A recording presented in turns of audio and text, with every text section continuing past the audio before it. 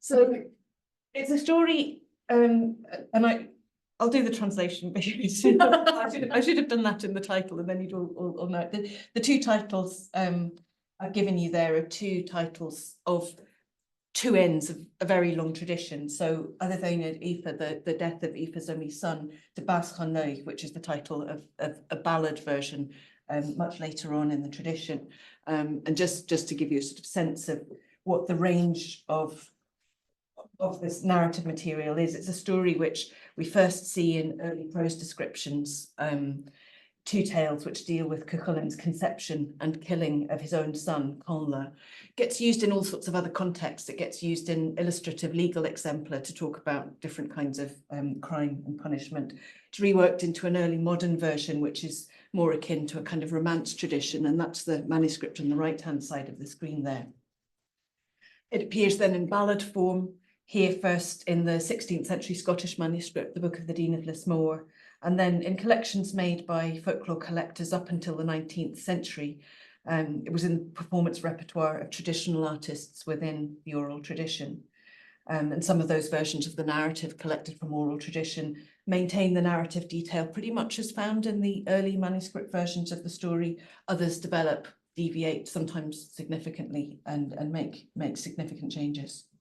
And it's probably most famous outside of that world in the ways it's been the subject of attention from revivalist authors and artists who created new versions of the tale for English-speaking audiences. So Lady Gregory's retelling in Cuchulainn of Muirthemne and Yeats's play drawing on it on Balla's Strand would maybe be the ones that are most familiar to those of you who don't mess around with medieval Irish manuscripts as much as we do. And that revival reworking is the context of the images I'm using through the talk, which are two illustrations by the Scottish Celtic revival artist John Duncan, who was very overtly engaged with that revival and reuse of that earlier material. So it's got a long tradition, this story, but that's in a sense slightly diversionary from the subject which I set myself for this paper, which is a very specific one. How do these different versions present or account for the fact that Cuchulainn does kill his own son and the narrative setup, which means that there's nothing that he can do but kill his own son? It becomes inevitable because of a series of constraints that he creates, which I'll talk you through in a minute. So that was a sort of specific starting point. But I think as I was exploring the text, trying to find some threads and some answers, what came up were a number of other questions which maybe have a wider bearing beyond this text on our strategies for reading this kind of narrative material, because it raises issues around how we understand character and characterization across texts from the medieval period to the later reworkings.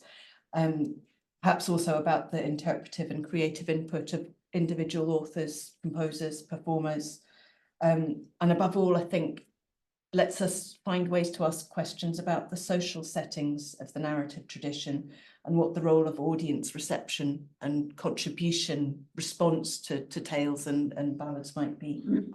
Now, I know that many of you will be properly familiar with the narratives I'm going to be discussing, but for those of you who may not be, I was properly briefed by Marianne to start with an outline of the bones of the story. So I'll do as briefly as I can a run through of the tradition, first as it's found in the two medieval prose tales, which give us the earliest versions of the story. So Tochfach Éivre, the wooing of Éivre, in which the hero Cuchulainn sets out to find and become worthy of a wife, and Aided Óenfir Aífe, the death of Aífe's only son, in which Cuchulainn's son, who he fathers while on that quest for a wife, is now old enough to come looking for his father in Ireland and then is subsequently killed by him. So in Tochfach Éivre, Cuchulainn is young, he's precocious, he's very beautiful, and he's charismatically attractive. And so all the warriors of Ulster are really worried about him because their wives are really keen on him, and he thinks that they're going to run off with him. So they come to a collective decision that he should be found a wife. And he's not very keen on this and thinks he'd like to find his own wife. And he hears about a woman called Eva, who's the daughter of Bàs Chonnlaoich, and he goes up with quite a lot of paraphernalia and nice clothes to try and propose to her that they should make some kind of arrangement. Bàs Chonnlaoich is really opposed to the match, but he doesn't think that it's a good idea to forbid it. So instead, what he does is suggests that in order for Cuchulainn to become worthy of his daughter, he should go to Alba, and there's much ink spilt on where that actually means, but we don't need to worry about just now. But he says he should go there for further military training, first to Dovnal Mildavile, or the warlike Donald, and then to the female warrior Scaoch. And so what he hopes, of course, is that Cuchulainn will get killed in this process and not come back, and he won't have to marry his daughter to him. But Cuchulainn's quite good, so that doesn't happen. So he goes off and eventually through various parts of stories, he arrives with Scaoch, female warrior, who takes him in to train him. But at the time that he's there, she's involved in a border feud with another female warrior, Aífe. And she's got to go off and have a battle with her, but feels that Cuchulainn's too early on in his training, he's going to get in the way or he'll get injured or hurt or something, so she doesn't want him to come with her. So she gives him drugs before she goes off to the battle to keep him asleep so that he'll be safe and not damaged. But he's too powerful for the drugs to have the expected effect. They should have put him out for a week, but he's up again after a night, and of course he goes off and follows the warband so that he can take part in the fighting. And eventually he gets to the point where he meets Aífe, is sent out as Scaoch's champion to meet Aífe in single combat. So he knows he's got to fight her, and this is going to be a challenge. So before he goes into the battle, he says to Scaoch, "Tell me what Aífe loves most in the world." And she says, "Oh, that's easy. She loves her horses and her chariot and her charioteer." So he goes into battle knowing this, and they fight, and Aífe's beating him pretty comprehensively and breaks his sword, and he's there with no sword. And then he goes, "Over there's your horses and your charioteer and your chariot disappearing down a ravine." So Aífe goes, "Oh," and then he gets her and grabs the advantage. So he captures her and takes her away to their own battle lines and puts his sword to her throat. And that's the first of, I'm sorry, rather a lot of long quotations you're going to have to make your way through. He's got her in a position where she's having to bargain for her life. And in return for not killing her, Cuchulainn demands that she should give hostages to Scaoch, cease all conflict, bring an end to the border war, that she should sleep with him that night, and that she should bear him a son. Earliest version of the story, that's as far as it goes. In the next development of the story, we hear that he adds a further set of constraints, that when she gives birth to a son in 7 years, she should send the son to him in Ireland to come and meet him. He gives her a ring that will say, when he's big enough, it'll fit him, so that'll be the sign that he should come. He leaves him the name Connla, and he tells her that she should lay instructions on him that when he comes, he shouldn't make himself known to anybody. He shouldn't go out of the way of any man. So if anybody comes to try and meet him, he can't avoid him. He's got to follow through with the encounter, and he shouldn't refuse combat to any man. And that is, of course, the setup which leads to what plays out so tragically in the second tale, Aided Óenfir Aífe. Now that opens in Ireland 7 years later. It's a completely different story, though it's completely different text, though the story spans over the two of them. The men of Ulster see a bronze boat coming towards the shore with a little boy in it, doing extraordinary feats. He uses a slingshot, which is something that clearly he inherits from Cuchulainn, because one of Cuchulainn's famous things that he does is feats with slingshots and birds. The little boy is knocking birds out of the sky with a slingshot. They land in the boat, and then he magically revives them, sets them free, and then he can do it all. So you've got this sort of up and down with the birds. And the men of Ulster are really impressed. They see this happening and they think, well, if a little boy coming from his island can do things like that, just imagine what would happen if the grown warriors came and what terrible things they might be able to do. So he better not land at all. We better not let him come. And King Conchobar, who's there with all the warriors, says, he mustn't land, and he sends down a series of his finest warriors to intercept him. And that, of course, triggers all the instructions that Cuchulainn had left behind about forbidding Connla from identifying himself or avoiding confrontation or combat. So Conchobar sends down a series of warriors, and he beats them one by one, and that leaves the only possible solution is that Cuchulainn, as the finest warrior of all, will be sent down to meet him, and will have to go down to fight his son. Now, the interesting thing here is that Cuchulainn's wife, Eva, warns him absolutely explicitly that the unknown boy is in fact his son. And she demands that he stop. She demands that he shouldn't go down, but Cuchulainn insists that he will fight him. And he says, even though it were he who was there, as in, I know fine well it's he, but I'm not going to admit it, I would kill him. And I think in front of the Ulstermen is probably the right translation there. Mayer's translation is for the honour of Ulster, but we can talk about why I've changed that maybe later on. So he goes down, and at first they seem equally matched, but then Cuchulainn is able to use the Gai Bolga. There's a very special kind of really nasty spear, which Scathoch only ever taught Cuchulainn how to use. And when he can't beat Connla any other way, he uses it to inflict the fatal blow. And the text is, I think, fairly clear that that's it was an unreasonable thing for him to have done.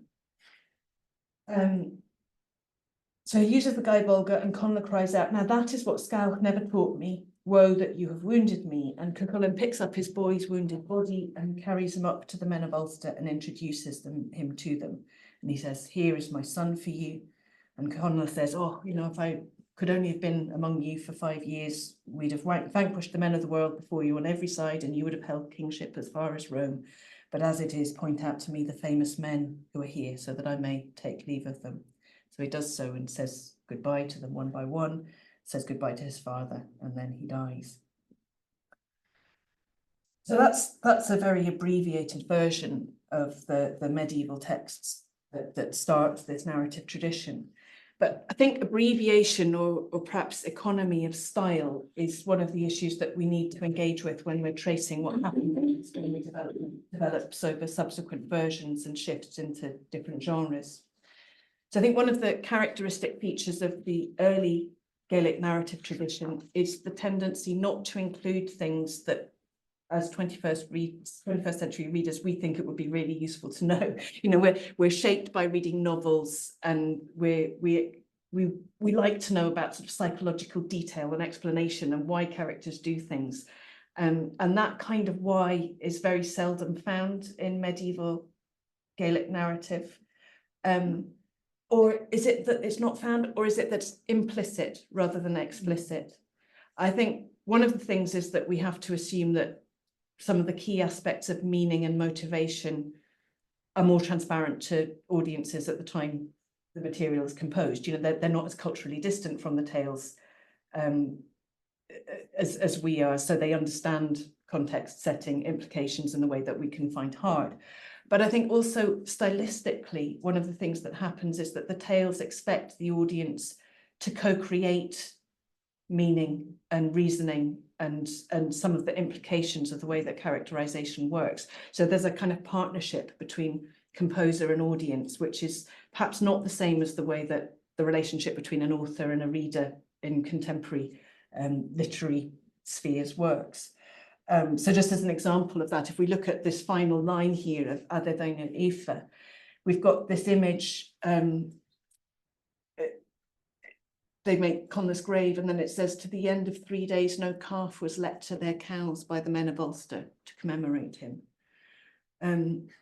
it's presented very abruptly. It doesn't sort of really tell you why. But what it does is it moves us from the martial tragedy of a warrior's wasted career, you know, all the things Connla could have done if he hadn't been dead, to open up a very different kind of emotional intensity.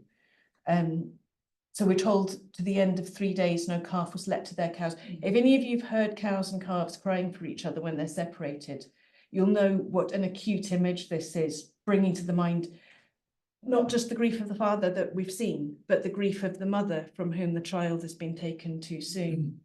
And I think there's a reflection there of the ritual practice of causae, lament for the dead, but also a very real kind of sense of that connection between mother and child.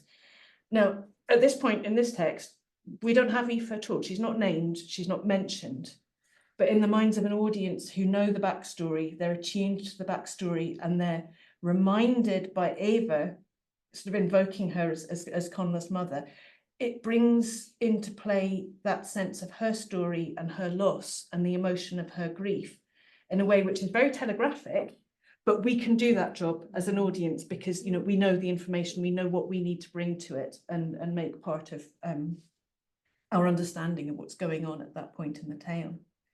And I think there's an awful lot of the work that we do in reading medieval narrative that is trying in one way or another to reach that kind of meaning and to get to that understanding by recreating a context where we can get at some kind of why that is satisfying. But of course, that context is a meaning, it's built within what you might call the social world of the tale. And so it's not fixed, and it shifts as the culture of composers and audiences shifts.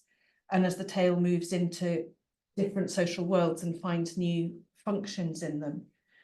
And that's really where my question around tracing different presentations and versions comes from, because I think it's looking at how those changes happen, that we get insights, not just, I suppose, into new emphases, new meanings being created in new settings, but also into the way that previous versions were understood or maybe weren't understood. You make a change because something's not quite working for you. So there can be a sign of where more explanation is needed or where different explanations needed because it's not working in the same way in a new setting. So that you can use the newer versions of tales to give us lenses through which to explore interpretations, maybe even audience responses to earlier texts and traditions. And that's maybe a way of getting at where composers and audiences might themselves have had questions about the tales and their meaning. You know, you change something because it's not quite sitting right, and you need to make a better solution for it. So I suppose what kind of questions might we be thinking of? I think there's a key set of narrative uncertainties or kind of plot point uncertainties, which you can see receiving quite different treatment across different versions and genres. And that maybe alerts us to the challenges that composers and audiences may have experienced in response to the tale. And they all cluster in one way or another around the incomprehensibility, definitely to us, but maybe also to earlier audiences in different ways, just the incomprehensibility of Cuchulain's actions in killing his son. I've got time for a quick diversion, very quick. I think in early scholarship in Celtic studies, we got a bit distracted from dealing with this problem as a textual issue, and just because of a combination of methodological turns and maybe an accident of translation. The meeting of son and father in combat is a fairly widespread motif. It's this Stiff Thompson and 731.2 for like that kind of thing. But and because there was I suppose in some earlier approaches to the medieval Irish tradition, a focus on that kind of parallelism seeking and motif hunting. Often this tale was considered alongside examples such as the Hildebrand Lied or Sorab and Rustrum, which was very well known because of Matthew Arnold's translation. And so it was seen as an example of that story. And it isn't, because in both those stories, the father and the son don't know who each other are. And in this one, it's very clearly flagged to us in the tale that Cuchulainn is aware, and you've got this speech giving to Eva, making it absolutely clear that we are supposed to be aware, and they are supposed to be aware, that everyone knows that they know. And so that focus on parallelism and looking at the shared motif, if it is, kind of distracts from recognition both that Cuchulainn was aware of who Connla was, but also that he set the situation up in the first place. You know, it wouldn't have happened if he hadn't left behind all those instructions. And this is, I do wonder that end thing that I translated, where is it? I would kill him in front of the Ulstermen. Sharon's online, and I had on my train down, we had a lovely discussion about the best translation for this. Maya translates it as "for the honour of Ulster." It's the einich, the word that can mean both face and honour. But I think it's probably much more straightforward just to translate it as "in front of them." But because Maya's early translation had that idea of honour in it, I think people got into a sort of interpretive dead end where they felt that it was Cuchulainn was so honourable that he would even kill his own son to preserve the honour of the Ulstermen and not letting people breach their boundaries and so on. And whether or not that's the case, it sort of sets up a sense, I guess, that Cuchulainn's culpability wasn't really the main issue that you needed to be engaging with. And I think that was probably quite an attractive strategy in the sort of Celtic revival days when, you know, Cuchulainn's very ideal hero and he's the poster boy for the Celtic revival, and you know, you don't really want him to be somebody who's got questionable activities going on. I don't think it really helps us to get to grips with what the texts are trying to do.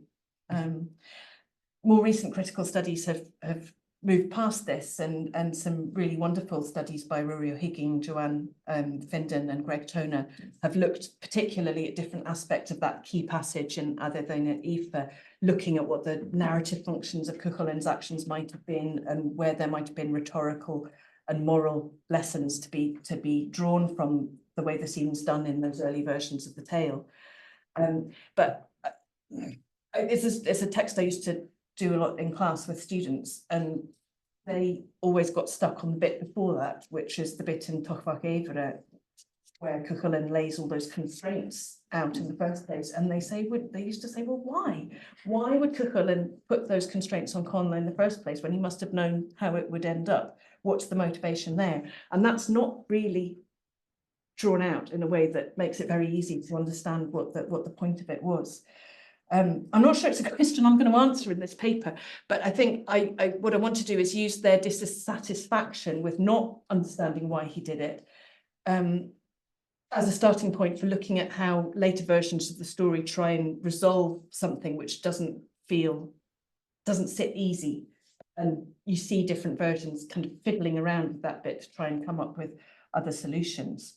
So you're not necessarily going to get the reasons that might make sense of Cuchulainn's actions in Tochfach Éivre in that early version, but it gives us a route into the way in which succeeding versions try to make better sense out of the problem. And the changes and alterations of emphasis over time and genre give us a sign to the ways in which different composers and audiences are maybe trying to interpret Cuchulainn's behaviour or just change it because it's too unsatisfactory. And then I'll go on to look at some of the later ballad versions of the story, particularly because they've got, in many of the collections, what you call argumenta, introducing them, summaries and explanations telling you what the ballad is going to be about, which are really a kind of contextual discussion which gives you a sense of what the reception and understanding of these narrative strands in the 18th and 19th century might have been. It's almost like a window into the discussion that might have happened around the performance of a ballad in those kinds of settings. So we'll have a look at and try and see how we can unpick some of this stuff. I think, to my mind, even in the early texts, there's some discomfort or maybe uncertainty around a number of the scenarios that feed into the final outcome.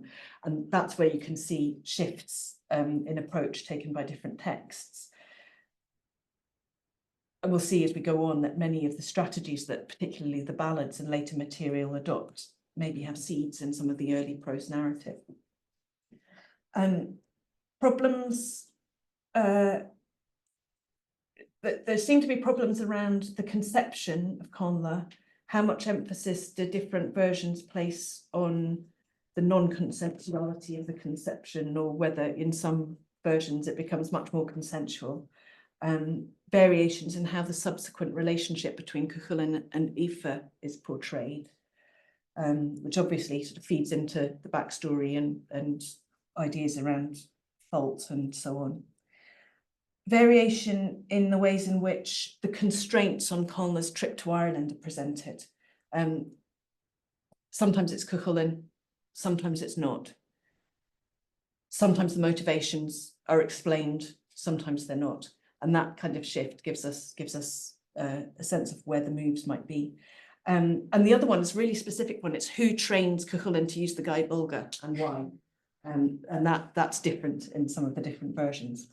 But I think the most crucial issue for all of them, and the key to the varied approaches we see in the early material, is whether Cuchulainn actually knows who Connla is or isn't at the point that they fight. I mentioned earlier on that this is a tale which gets used in legal exemplar, and Fangé Q's done a wonderful study of the way in which the legal exemplar need Cuchulainn not to know who Connla is, because otherwise the story doesn't work as an example of an inadvertent offence, which is the thing that it's illustrating. Higgins' analysis makes it pretty much explicit that in Aided Óenfir, Cuchulainn knows who Connla was, uses this as a way to propose that the episode should perhaps be seen as a vehicle for criticism of honour-based martial culture. So it's a negative didactic message. If the honour of Ulster, if that's what at stake, is so hollow that you need to kill your own son to preserve it, there's something wrong. You need to rework the way in which we understand and live in the world.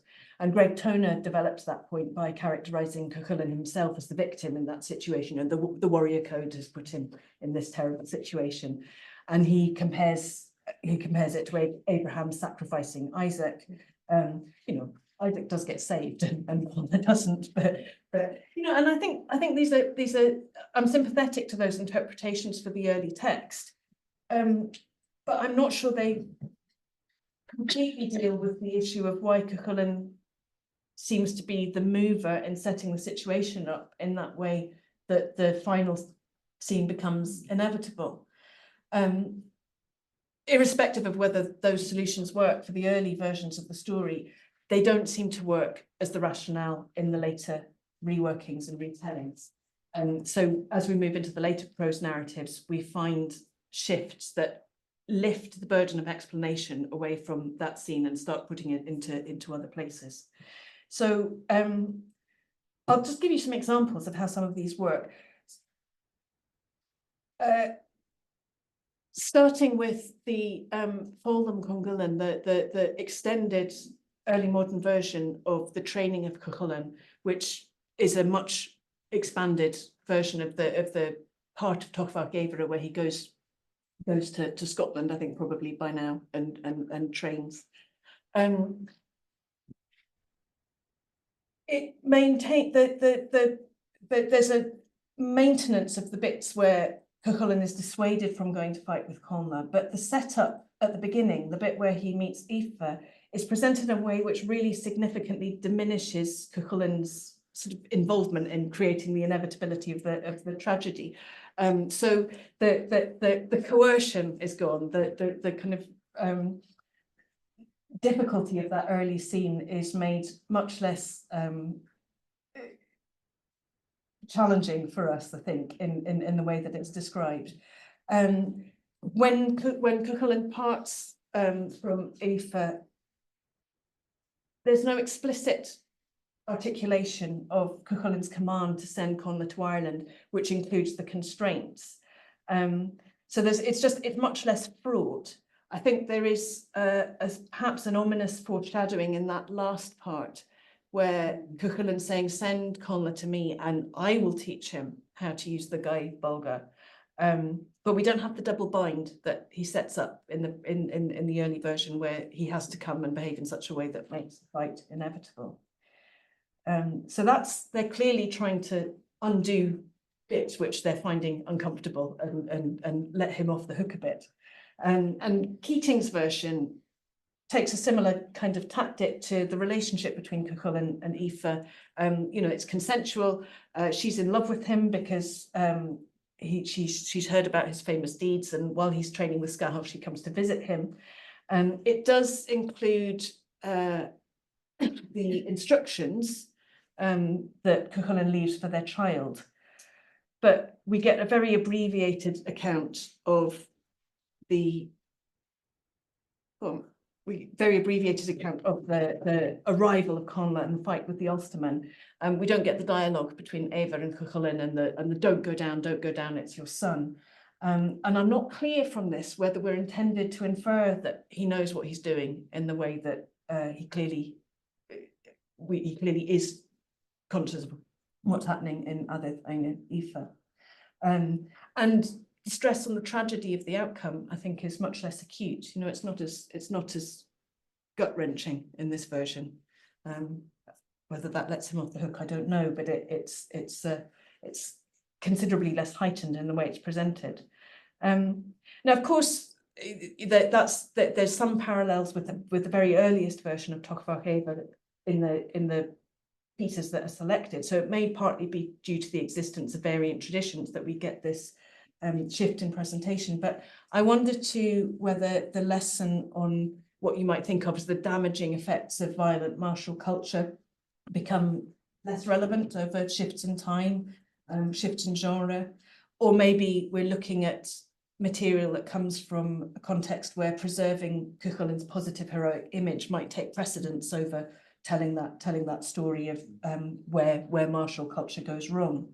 And if you think of that as a something that provokes a shift, then you can see that you'd have to take the narrative and maybe retrofit it a bit, adjust it to make sense to audiences for whom that message isn't going to be quite so resonant. But then you still got to try and figure out who's responsible and whose fault it is that it all goes wrong. And that's where I'd like to begin to move on to explore some of the alternative strategies. So, as we know, in Aided Óenfir Aífe, Cúchulainn's only able to overpower his son by bringing into play the use of the Gae Bolga, this spear that only Cúchulainn is never taught to use. And Connla dies, his sort of one of his final utterances is this regret that Sabhal never taught him how to use it. But as we move on to the younger Connlaoich Mic Ungullen, which is again sort of early modern continuation and expansion, we begin to see an example of an approach that becomes very commonplace in the ballads. So the Gae Bolga is learnt not from Sabhal, but from Aífe, and Connla blames his mother from having preferred her lover to her son in teaching how to use it. So he says a curse on her that she preferred the pupil of her thighs to the pupil of her breast and bosom, for she should have taught me that feat over everyone else. You know, you can't teach it to your boyfriend and not done. And that shift becomes elaborated in the Scottish Gaelic ballad material, in which the ways in which Aífe contributes to the tragedy become used in increasingly specific and detailed ways. Cúchulainn's role becomes sort of confirmed as a tragic accident rather than a, you know, an honour-led difficult choice or an inexplicable thing that sits uncomfortably with the audience. And that issue of Aífe not teaching her son how to use the Gae Bolga becomes a key aspect of the narrative of the ballads, marked both in the argumenta, the explanations in the collections, and in the ballad verses themselves. So here's the Gillis collection from 1786. And you can see the, it's got a pointer? Yeah, that bit there is the argument. Can you see this bit here? And I've given you a translation alongside.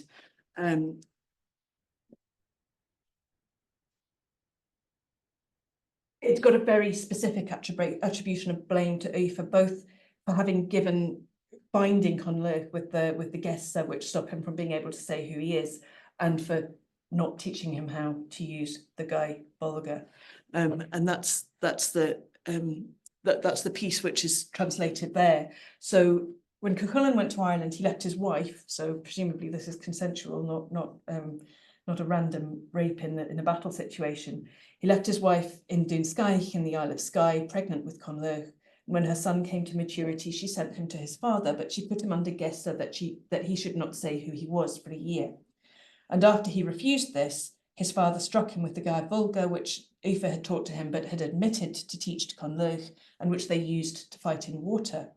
And it said that Connlaoich would turn back the darts against his father Bluntend first, but he did not understand that. Cuchulainn didn't understand it, and so he killed his own son.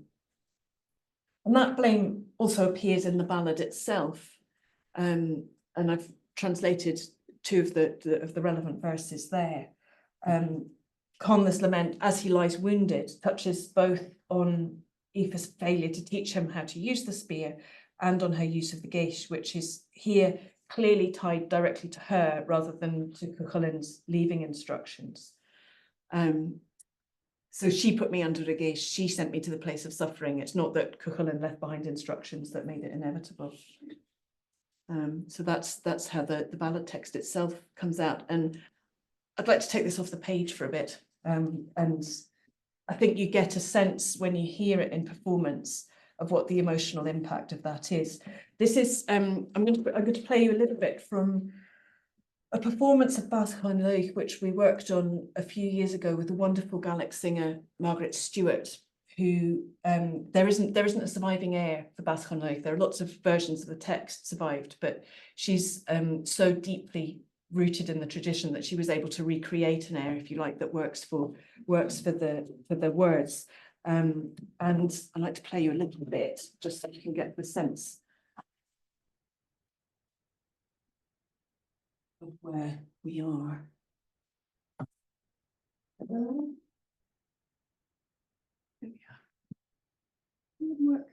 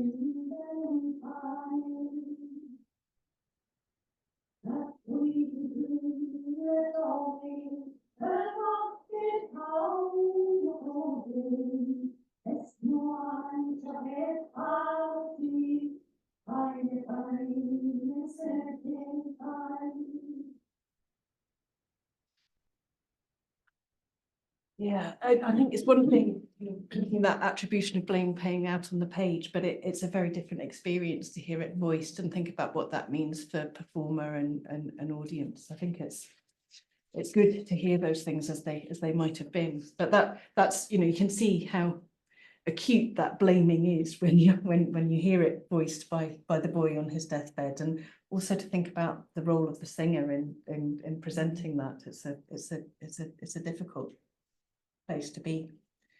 So that approach to blaming Aífe also comes in the collection of material that the McCallums made in 1816, and this is genuine ballad material with various bits of Ossianic contribution and arrangements, but it's presented as a didactic anthology, and it gives us a very fleshed out version of the supposed motivations for Aífe as the introduction to Dan Connlaoich as they have it.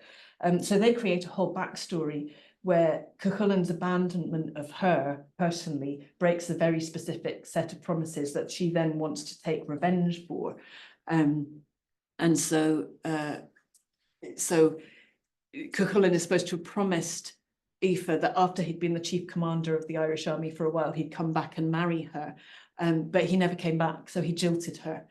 And so then Connlaoich's training is sort of incidental, that he, of course, he goes to Scaoch to learn. But that Aífe is the one who's trains him, except for using the Gae Bulga. And then we come to her being the one who puts him under oaths that he should go to Ireland and that he shouldn't say who he was, but then adds this whole other thing where she's supposed to bring his father bound back to Scotland because he's broken all his promises. But it's even worse than that. She's doing it because he knows that can't work, because Cuchulain's obviously going to kill him with the Gae Bulga, but she's setting it up to punish him by killing his own son. It's very dark. But it's because of her having been jilted and having her hopes disappointed. Their version of the ballad text also has the curse where Connla curses his mother and then builds on it. Cuchulain promises that he will deliver the curse, so we get another stanza where he says, yeah, no, I'm going to go back and pass that on.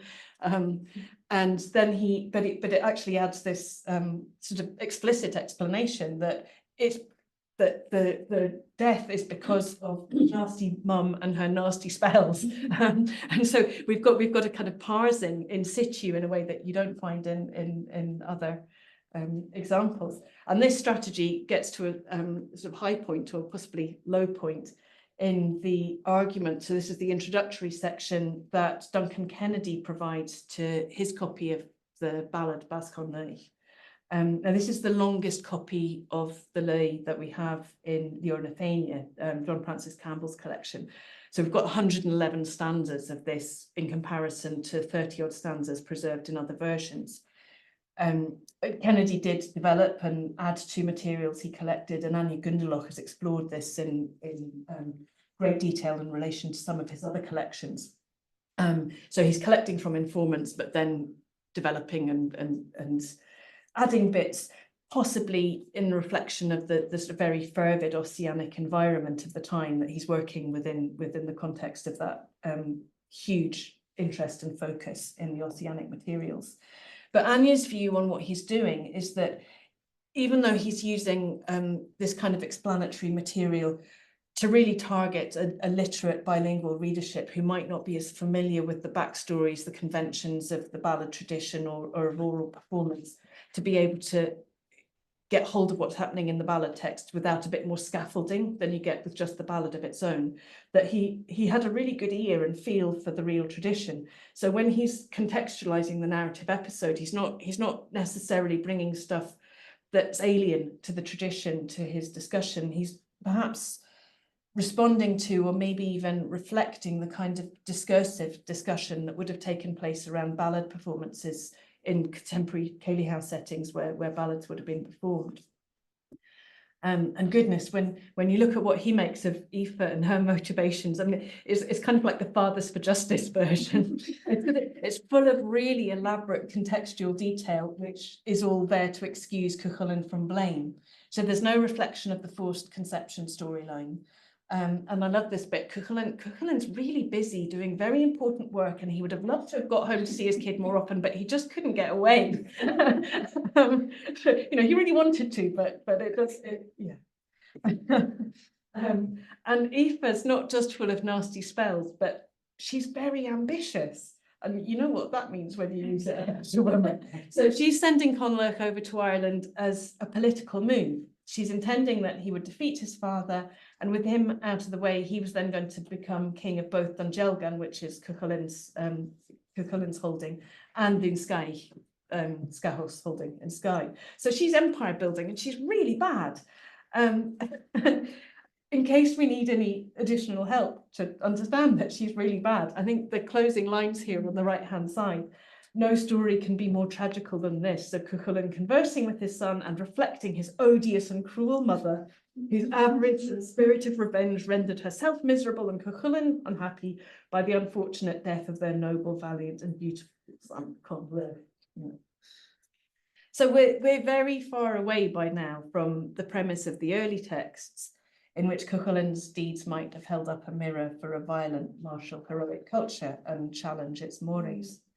And we've also moved right away from that difficult tangle about why Cuchulainn should leave his son constrained in such a way that he was bound to contravene the rules that he knows what the requirements for safe passage over the boundary are, and he sets it up that Connla's not going to make it past. So the ballad tradition and the discursive material that supports it have taken a red pen to the rationale for Connla's death, as the earlier narratives have it, and they've shifted instead to make Aoife the prime mover. So it's a really very different kind of tragedy, but it's maybe much less confusing for people who are still wondering why. Now, is it just a misogynist solution?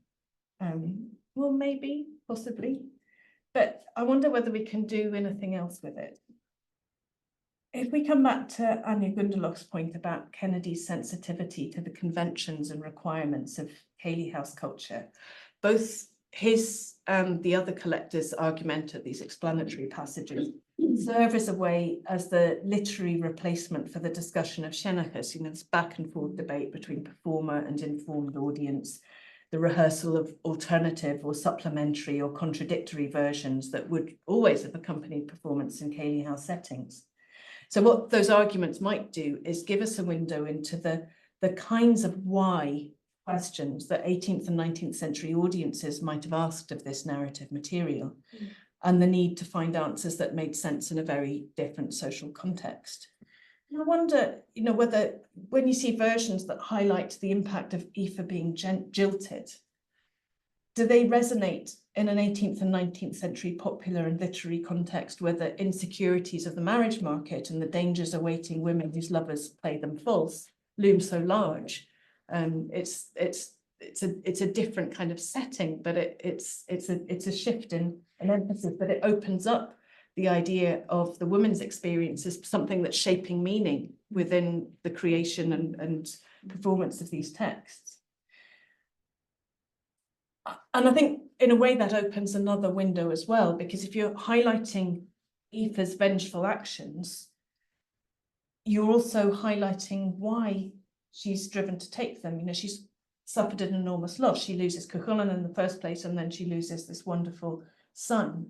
And that's a loss which doesn't get so much explicit articulation in the early text. We have the mirroring of the pain of separation between mother and child in the image of the cows and the calves, which invites us to open up that emotional realm. But we don't see Aoife at that point in the text in the way that we do in the ballad settings. So yeah, there's an explicit focus on Aoife and the ballads and in their contextual arguments, which blames the woman for the tragedy. And that does a lot to ease the ambivalence or the discomfort with which Cuchulainn is treated in the early versions of the narrative, and it lets him preserve a heroic persona which is much less problematic.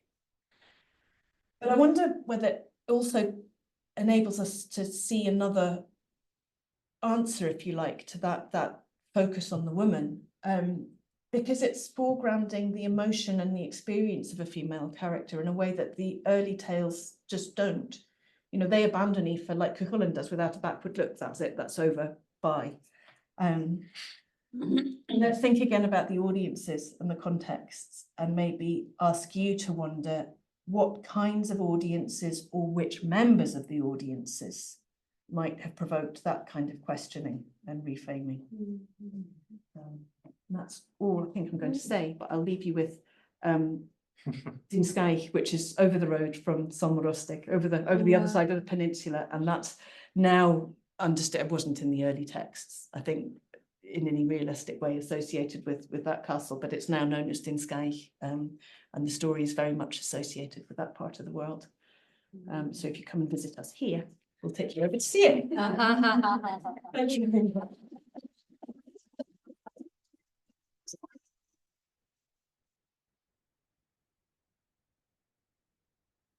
Thank you very much for a really, really interesting paper.